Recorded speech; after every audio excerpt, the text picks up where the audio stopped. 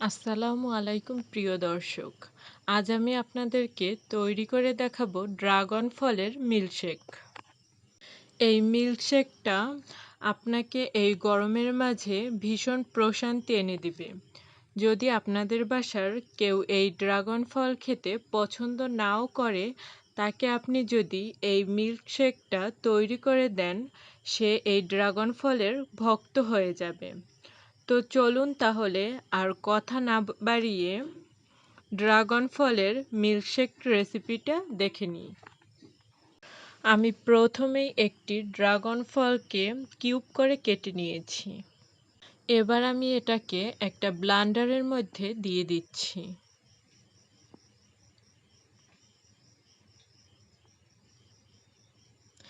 দিয়ে দিচ্ছি 1/4 কাপ চিনি।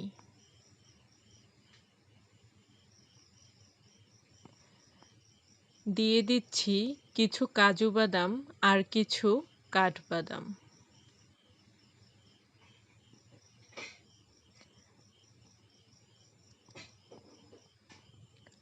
এবার দিয়ে দিচ্ছি 2 কাপ পরিমাণ দুধ।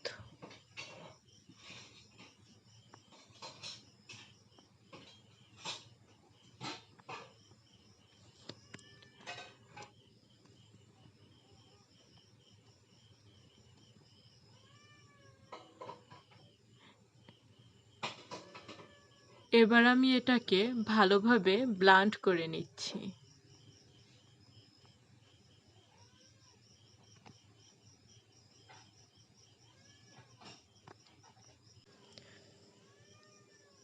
তৈরি হয়ে গেল আমাদের ড্রাগন ফলের মিল্কশেক। এবার দুটো গ্লাসে কিছু বরফ দিয়ে সার্ভ করে নিচ্ছি।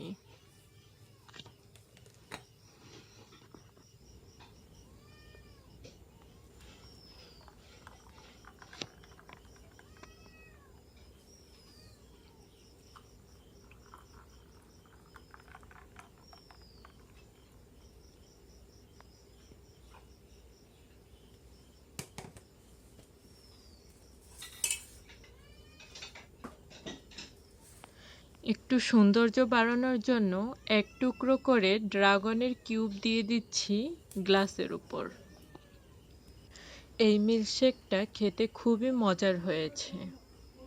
একেবারে সামান্য কিছু উপকরণ দিয়ে আপনারা খুব সহজেই তৈরি করে নিতে পারবেন এই মিল্কশেকটা।